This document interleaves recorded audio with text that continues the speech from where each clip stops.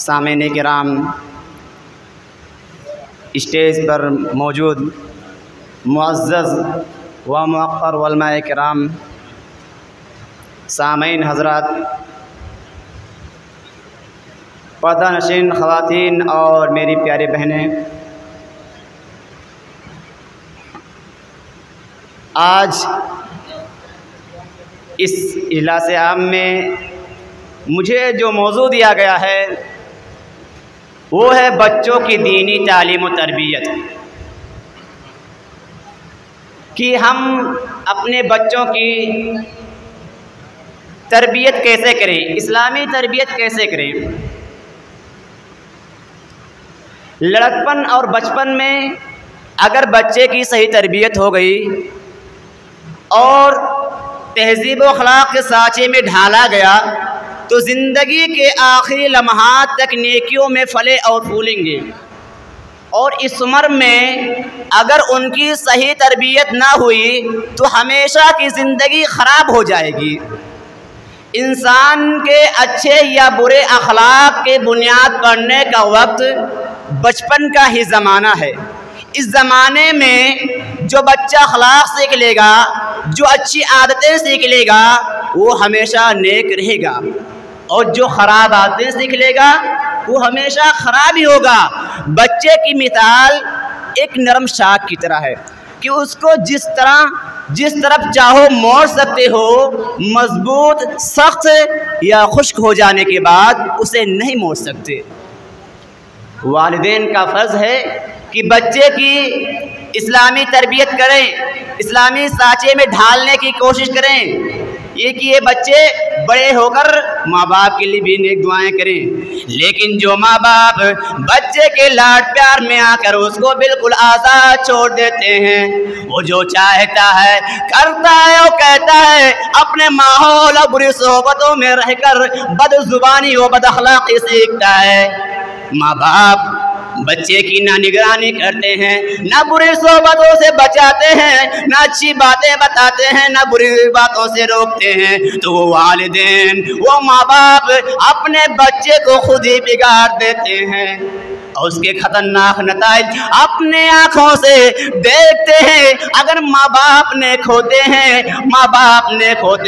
अपने बच्चों की नेक कामों की तलकीन करते हैं तो उसका खुशगवार असर बच्चों पे पड़ता है और बच्चा नेक होता है। अगर माँ बाप बुरे होते हैं और अपने बच्चों को ही बुराई से नहीं रोकते हैं तो उसका असर बच्चों पे पड़ता है और बच्चा बुरा होता है। इसी नुक्ता की तरफ नबी करीम सल्लल्लाहु अलैहि वसल्लम ने इरशाद फरमाया, क्या फरमाया, कुल्लु मौलूदिन यूलदु अलल फितरति फअबवाहु युहव्विदानिही औ युनस्सिरानी औ युमज्जिसानी, कि हर बच्चा फितरत इस्लामी पर पैदा होता है, इस्लाम की फितरत पर पैदा होता है, उसके माँ बाप उसको यहूदी या नसरानी या मजूसी बना देते हैं।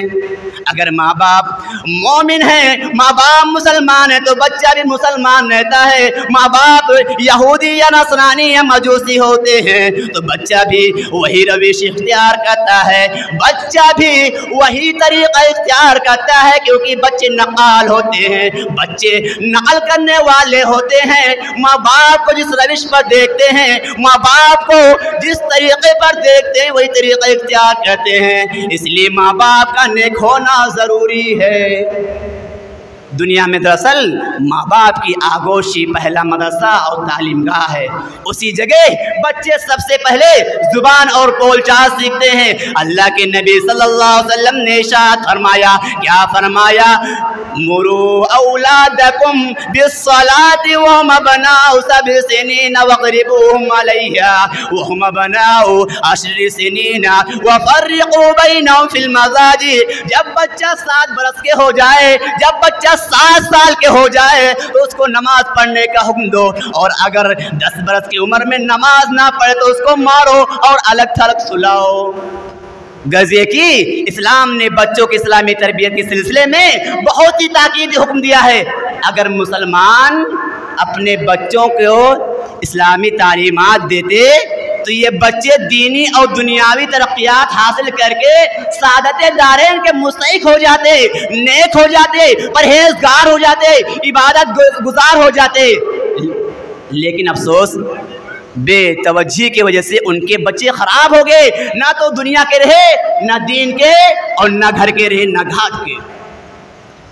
मौजूदा ज़माने में पहला तो कोई सही तालीम और तरबियत नहीं की जाती। अगर किसी ने थोड़ी बहुत तवज्जो भी की तो वो दुनियावी स्कूलों में एडमिशन करा दिया, दुनियावी स्कूलों में दाखिला करा दिया, तो वहाँ की तालीम इस्लामी नुक्ते निगाह से मुखर्रिब अखलाक है। इस तालीम को हासिल करके और ज़्यादा गुमराह हो जाते हैं, बल्कि बेपढ़े लिखे उनसे अच्छे होते हैं। सामईन किराम, अगर मुसलमान अपने बच्चों को इस्लामी तालीम देने में कोताही, लापरवाही, गफलत करेंगे तो मुसलमान बच्चों को मुसलमान रहना बहुत ही मुश्किल है। अल्लाह रब्बुल आलमीन ने कुरान मजीद के अंदर इरशाद फरमाया, या अय्युहल्लज़ीना आमनू क़ू अंफुसकुम व अहलीकुम नारा। ईमान वालों, ए मोमिनों, ए मुसलमानों, तो अपने आप को, अपने घर वालों को जहन्नम की आग से बचा लो। जहन्नम की आग इंसान और पत्थर होंगे, जहन्नम की आग इंसान और पत्थर होंगे। वक़ूदुहन नासुल हिजारा, जहन्नम की आग इंसान और पत्थरों से जलेंगे, पेट्रोल और डीजल से नहीं जलेंगे। जहन्नम की आग तो इंसान और पत्थर से जलेंगे। वक़ूदुहन नासुल हिजारा, और जिसका ईंधन इंसान है, वल हिजारतु अलैहा मलाइकतुन गिलाज़ुन शिदादुन ला यासूनल्लाह मा अमरहुम व यफ़अलून मा युमरून। यानी खुद भी तालीम सीखो। वो पत्थर जिस पर सख्त दिल और मजबूत ख्वाहिशें मुकर्रर हैं, उन्हें जो हुक्म अल्लाह रब्बुल आलमीन देता है, जो हुक्म अल्लाह रब्बुल आलमीन करता है, उसकी नाफरमानी नहीं करते, बल्कि जो हुक्म किया जाए उसको बजा लाते हैं। यानी खुद भी ऐसा काम करो जिससे अपने आप को, अपने घर वालों को जहन्नम के आग से बचा लो, और अपने अहल अयाल को ऐसी तालीम और अदब सिखाओ जिससे तुम उनको जहन्नम का ईंधन होने से बचा लो। सामईन किराम, जिसमें औलाद की उंगली कट जाए, यानी माँ उसको देखकर पसंद नहीं करती, आप उसको देखकर नहीं पसंद करते, तो वो औलाद, आपकी औलाद जहन्नम की आग में जाए, आपका बेटा जहन्नम की आग में जाए, आपकी बेटी जहन्नम की आग में जाए, आप वो कैसे गवारा कर लेते हैं? मेरे प्यारे साथियों, अपने बच्चों को दीन की तालीम दो, अपने बच्चों को इस्लाम की तालीम दो। इस्लाम इसलिए अपने बच्चों को कुरान और मजीद की तालीम दो, ताकि शुरू ही से दीन का असर पड़े और बच्चा दीनदार हो। और जो शुरू ही से दुनियावी उलूम की तालीम दिलाते हैं, वो बच्चे उमूमन दीनदार नहीं होते, क्योंकि हर इल्म का असर होता है।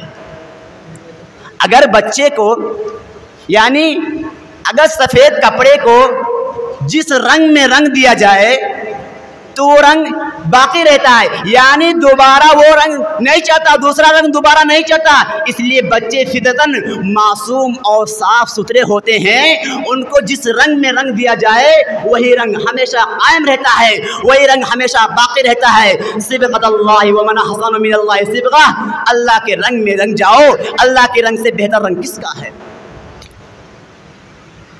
सामईन किराम, बहरहाल देगर जिम्मेदार हजरात, वालिदैन, सरपरस्त अगर अपने बच्चों को ही दीनी मजहबी तालीम दें और दिलाएं, तो ये बच्चे बड़े होकर, जवान होकर दुनिया में भी माँ बाप की दुआएं करेंगे और उनकी खिदमत करेंगे।